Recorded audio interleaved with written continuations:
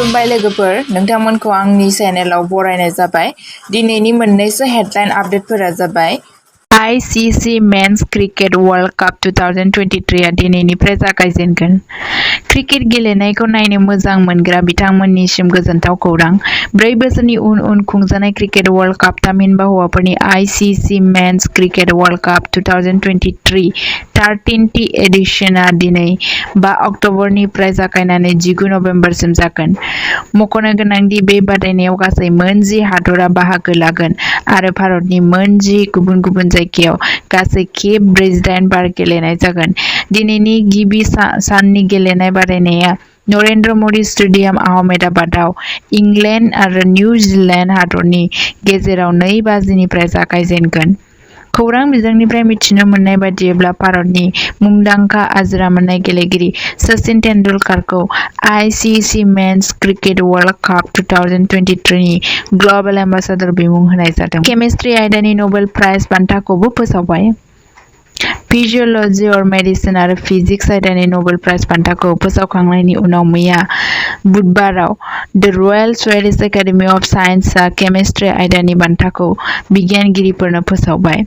बिगियानगिरि बिथांमोनहा फारियै Moungi G Bawendi, Louis Brus, Alexei Ekimov बिथांमोननो होनो फोसावना होबाय होनना खौरां बिजोंनिफ्राय मिथिनो मोननाय जादों।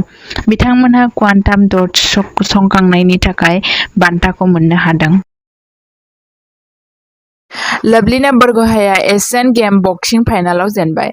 लवलीना बरग'हाइआ जेननायनि उनाव बुंदों दि मेडेल देरहानाया आंनि गाहाय थांखि नङामोन। आंनि गाहाय थांखिया 2024 नि अलिम्पिकनि जायगाखौ लानायसो।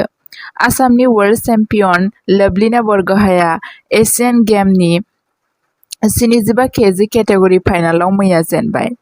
बिथाङा फाइनाल गेलेनायखौ चाइनानि ली qianनि हेंथायै 5-0 पइन्टआव जेनबाय। बिथाङा फाइनालाव जेननायनि उनाव बुंदों दि आं आंनि साबसिन गेलेनायखौ नाजादोंमोन, आं 100% गोसो होथाबदोंमोन, नाथाय आं गल्ड मेडेल देरहानो हायाखिसै। आं आंनि नाजानायजोंनो गोजोननाय दं।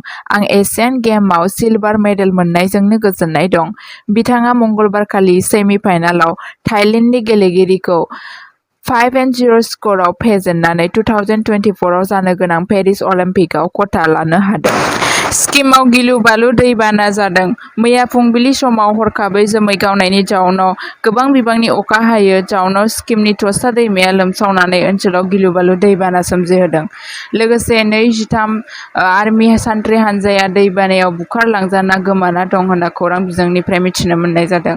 लोगोसे बे टस्टा दैमानि दैया ओनसोलनि गोबां जिउ-जुनारजों लोगोसे न'-बां, दालां, गारि-मटर गासैखौबो बुखारलांना सिलिंखार खालामलांजोबबाय होननानै खौरां बिजोङाव मिथिनो मोननाय जादों। गोमानाय आर्मि हानजाखौ नागिरनाय खामानिया सोलिगासिनो दं। जाथायाव भारतनि प्राइम मिनिस्टार नरेन्द्र मदिआ हानजानि मदद होनो थाखाय सिगांबोनायखौ खौरां मोननाय जादों। गसाइनाव आरज गाबो जे बयखौबो मोजाङै मोजां बोखांनो हाथों। मोनसे सोमोनांथाव रादाब, जोनोम जागोदान गथ'खौ थैबाय होनना फोसावदों नाथाय गारहैबा सिरि मोनफिनदों। खौरां बिजोंनिफ्राय मिथिनो मोननाय बादिब्ला जाथाया करीमगंज जिल्लानि मोनसे सन'बिल एरियानि। मिथिनो मोननाय बादिब्ला मंगलबारनि मोनानि 10 बाजियाव गथ'आ सिलचरनि मोनसे प्राइभेट हस्पिटालाव जोनोम जादोंमोन आरो जोनोम जाखांनायनि उनाव गथ'नि सायाव थांना थानायनि जेबो लैखोनफोर नुवाखैमोन होनना हस्पिटालनि नार्स आरो डक्टरा फोसावदों। अखानायै बुधबार फुंआव गथ'खौ थैबाय होनना नखरनि मानसिफोरनो फोरमायना जायो आरो गथ'नि गोथै देहाखौ नखरनि सुबुंनो गथायनाय जायो। मिथिनो मोननाय बादिब्ला गथ'खौ गारनो थाखाय जेब्ला लांदोंमोन अब्ला गथ'आ गाबनो हमदोंमोन। गोथैसालियाव बयबो गोमोहाबदोंमोन आरो गथ'खौ फाहामथायनि थाखाय हस्पिटालाव लाबोफिनदोंमोन।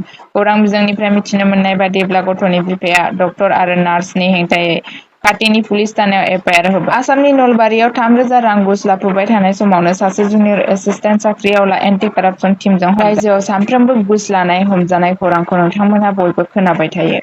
थेवबो सरकारि साख्रिआवलाफोरनि घुस लाना खामानि मावनायखौ जों दिनैसिमबो जोबनाय नुवाखै।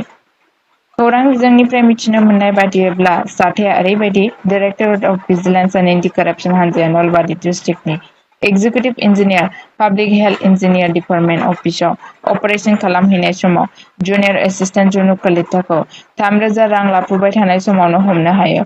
खौरां बिजोंनिफ्राय मिथिनो मोननाय बादियैब्ला सासे थिकादारनि कन्ट्रेक्टर लाइसेन्सखौ थाबैनो बानायना होनो थाखाय लादोंमोन। तामुलपुराव दिनै गोदानै लुनाय आरसीसी दालांखौ बेखेवगोन।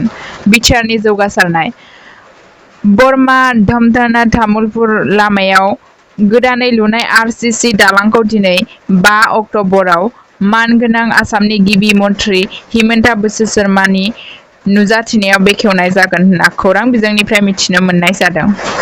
बे दालांनि जुनै रायजो राजाफोरा गोबां सुबिदा मोननो हासिगोन।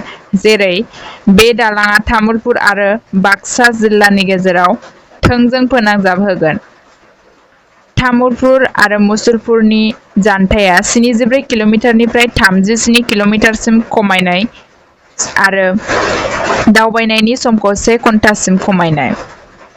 गं 12 गामिफोरनि 25,000 नोगोरारिफोरा थोंजों मुलाम्फा मोननो हागोन। सोलोंथाइ आरो सावस्रिनि खाबुफोरखौ बांहोनो हागोन होनना खौरां मोननाय जायो।